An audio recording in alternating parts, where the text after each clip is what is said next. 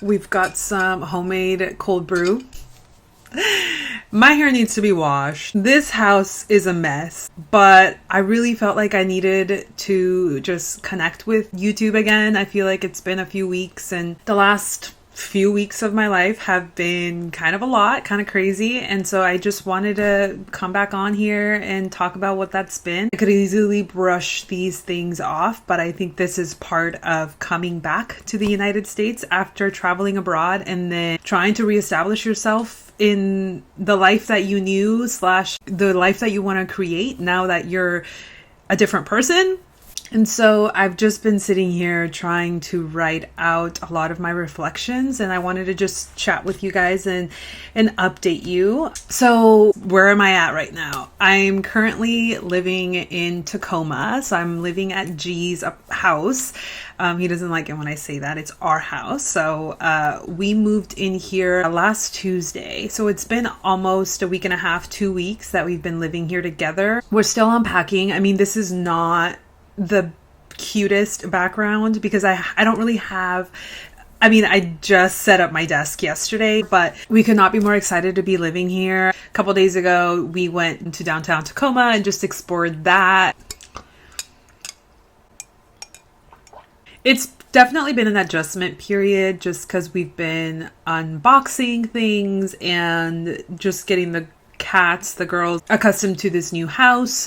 G has a really big backyard and Penelope and Maggie love going outside. We're thinking about creating a cat patio for them and that's in the works, but yeah, just lots of things happening really quickly, all really good things. I am so grateful to have this home and to be able to make it our home. You know, right now we are moving things in and unpacking, but we have many projects that we want to do with the home, including painting. And so you'll see the house change and I'll show you different parts of the house as I make more videos here. Really grateful to be living here and to be living in a new city. As far as work, I am still unemployed. So I've been applying at different places. I've been interviewing for different companies and I haven't found anything that I have been really called to do. You know, I did talk about potentially working at like a local coffee shop or working at like a local bookstore, but I think what's been hard is just coming to the realization that all of these jobs pay minimum wage and yeah, I've got big expenses. I don't know if I can afford a minimum wage job, to be honest. There was this really cool opportunity working for a company that works with local farms, but it ended up being like a sales job and it ended up being a minimum wage job. And I was just like, damn. Obviously, if I really, really needed a job that I needed money fast, I definitely go for it. But I actually reached out to the research group that I was working with before just because I wanted to crash a happy hour and they're like, do you want to come back? So I'm actually in talks with them about potentially doing like a part-time gig just so I can get some money coming in. So who knows? I might be working with the research group that I was working at before, just doing equity research, potentially doing other kinds of research studies. Once I get rehired, there are constant opportunities to participate in different studies and help out other PIs. I could totally talk about research and my experience as a Latina in a very white-centric field. If anybody wants to hear, I'm a research coordinator. That's my training. Happy to talk about it if that's something that people would like to hear about. Well, for today's video, I actually just wanted to talk about this transition back home after you've been traveling for a while and you're trying to readjust to life back in the US or create a new life for yourself. As I mentioned, for me, I've been so lucky that my family has been really supportive. So both my parents own a home in a small city up north in Washington, about an hour away from where I'm currently at. They invited me to stay at their home until I figured out what I wanted to do next. And like, such a privilege. I'm so grateful.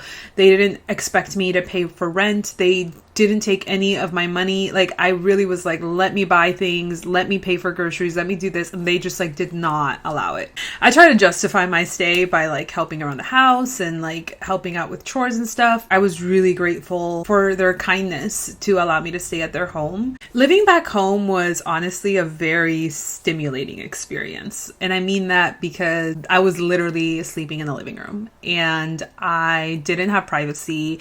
I didn't have my own room. I didn't have my own space. I was living out of my suitcase still. I was living out of my toiletry bag still.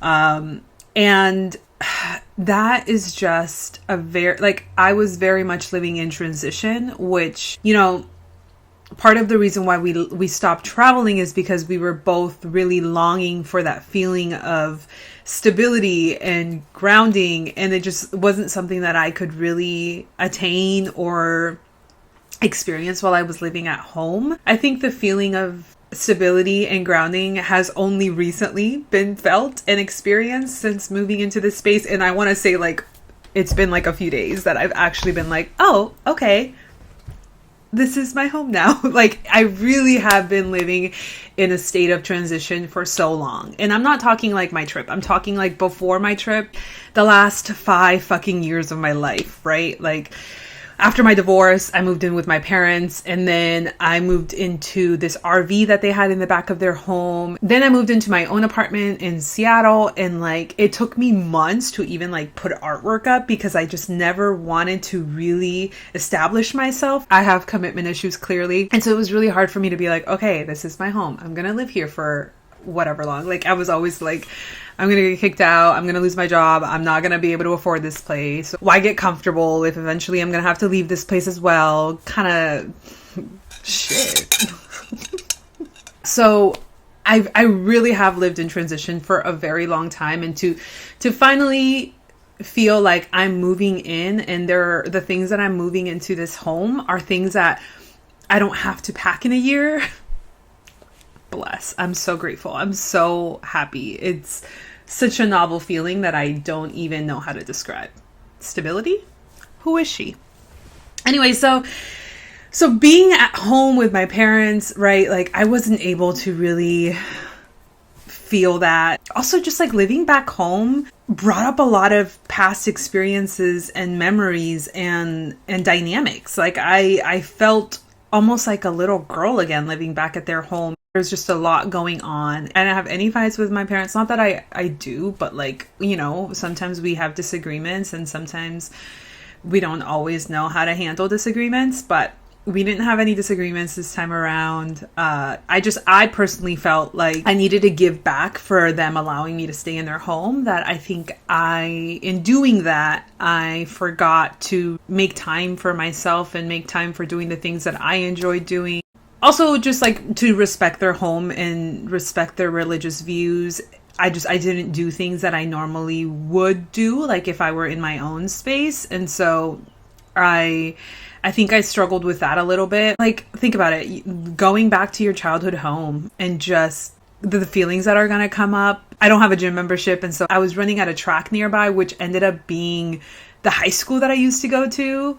And that was wild. Like, just like a lot of my childhood kind of came up during this time, which might have been by design, and I'm not mad at it, but it just like, it was something that I wasn't prepared for. I wasn't ready to like experience feelings that I hadn't experienced in a really long time. Like, for example, in trying to help around the house, I found myself feeling like younger Diana doing something for my dad or doing something for my mom. I think it's also hard when you don't have a job and you don't really have a schedule. So I wasn't really like, there were a couple weeks where I was just helping my parents clean one of their extra rooms that was just full with clutter, and I like wasn't really taking time for myself. Like, I was just like getting through it, trying to like fix it and like get it organized. And when you don't have like a schedule of like, okay, now I'm going to rest, now I'm going to work, it got blurred, and I definitely felt really exhausted. It was really nice to be around my parents and my brother at this stage of their life, right? Just because my parents are older, my brother's older, I'm older, we're all just different right now. We're going through different things. My parents have personal stuff going on, so does my brother. And so to be able to see their routine and to be able to talk to them about what they've been going through was really nice. I personally just have like the role in my family of being like the counselor at times. And you know, they say therapists should never be therapists to their own family for good reason, because I did feel like in trying to help them with things, sometimes I was triggered myself, but you don't want to make it about yourself. You want to be there to support them. But yeah, it was really interesting to go through that. And like for me, I think because my life kind of felt like it was in transition too, I just really lacked the motivation, because my life was basically put on pause, right? I couldn't move any of my things. I couldn't unpack any of my things. I was still wearing a lot of the clothes that I was wearing while I was abroad, which was very limited items. So because my life was just kind of put on pause, I do feel like physically, I felt less motivation. I was eating what my family was eating, which is just a very different diet than what I normally eat. I wasn't exercising as much as I wanted to. I was watching a lot of TV. I was really just like kind of trying to avoid the unavoidable. I was also trying to pass time without wishing time away. It was just a really interesting time for me. So then I felt guilty because I wasn't being productive. It was just a shit show, bro. It was a complete and utter shit show. There was just so much that I wanted to do, but I couldn't really do until I moved. And so I really was just having to be in a place of transition and holding and waiting. And I'm not very good at any of those things. So I think it was a test, to be honest, but I kind of failed. No, I didn't fail. I struggled for sure. Struggle with everything, bitch. Another thing that I experienced as I was leaving was this feeling of sadness and guilt. I felt sad that I was leaving my parents' house just because, you know, I had gotten used to all of the things of living with them and seeing their routine and seeing what they do. And I think it's always hard to like establish some kind of routine. Mine was super discombobulated, but it was still a routine of a sort. To leave that and reestablish a new routine here has been something, I mean, it was just sad, right? It was like, how many times in your lifetime can you return to living with your parents in a time in their life where they're still healthy and functional and aware and present? And so it always feels like a gift for me when I go back home. It's happened many times now, to be honest. I don't know if that speaks to the life that I have lived that is full of ups and downs. I'm not going to say failure. It's a gift. It's honestly a gift to be able to live with your parents. This go around, my brother was also living at home. So we really got to be together as a family again. And before y'all come for us, this is very common in Mexican culture to like have adult children living with their parents. It's actually an expectation, like, bitch, you don't move out. It was just really, really nice to live with them and then to have to leave them. But for a really exciting opportunity, right? Like, I want to live with my partner. It was a multitude of feelings. I also just felt like a lot of guilt with my parents because they are immigrants. They've been living in the US for over 30 years now, and they are very well off in their lives. But our dynamic is such that when I am with them, at times I feel like I have to help them figure out their life, figure out how to download a thing or set up a thing. Like, healthcare is a big one. I've always kind of been like their advocate and like help them figure things out because our healthcare system is garbage in the US. But then we just fall into this role where like I become the teacher and they become the student, right? We shift roles, and it's hard for me to come into this role because then I have a really hard time going back to like, okay, now I'm the child and now you're the parent, or now I'm the student and you're the teacher. It's hard for me to come out of that role. And I think over the years, my parents have done a very good job in not allowing me to stay in that role for too long, right? Because then they support me in ways to kind of remind me to fall into that role of like, no, you're the child and I'm the parent.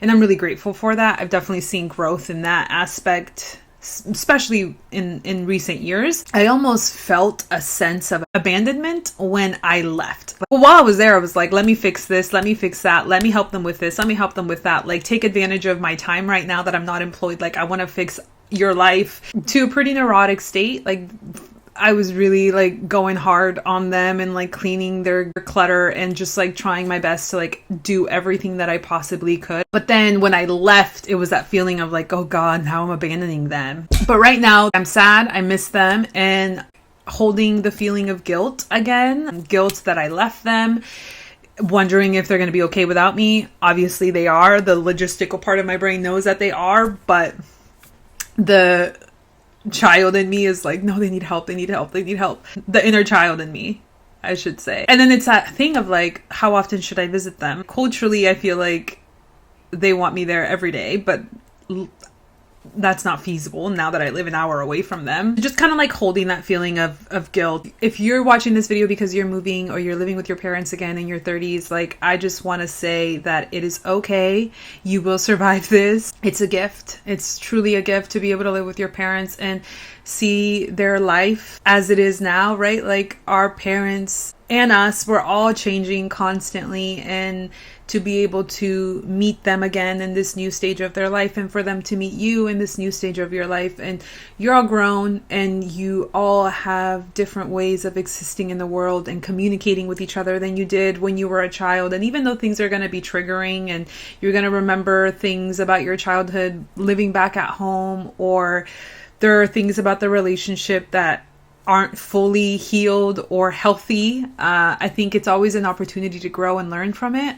I certainly have grown and learned from just living at home again and talking with my parents about things. And the relationships that I have with both my mother and my father are wonderful and messy and complicated and loving. And at the end of the day, I'm so grateful for having them and being able to pick up the phone and call them if I need anything, and that they feel the same way towards me is something that always makes me feel good too when they need me. Although at times it's felt really overwhelming and stressful, it is also a nice feeling for someone to feel that they can rely on you. And so, yeah, I mean, good luck to anybody having to live with your parents. Not because like, and just calling out that I'm not saying that living with my parents was horrible, because it wasn't. I think it's just hard when you're an adult and you have your way of living and your way of eating and your way of thinking and your way of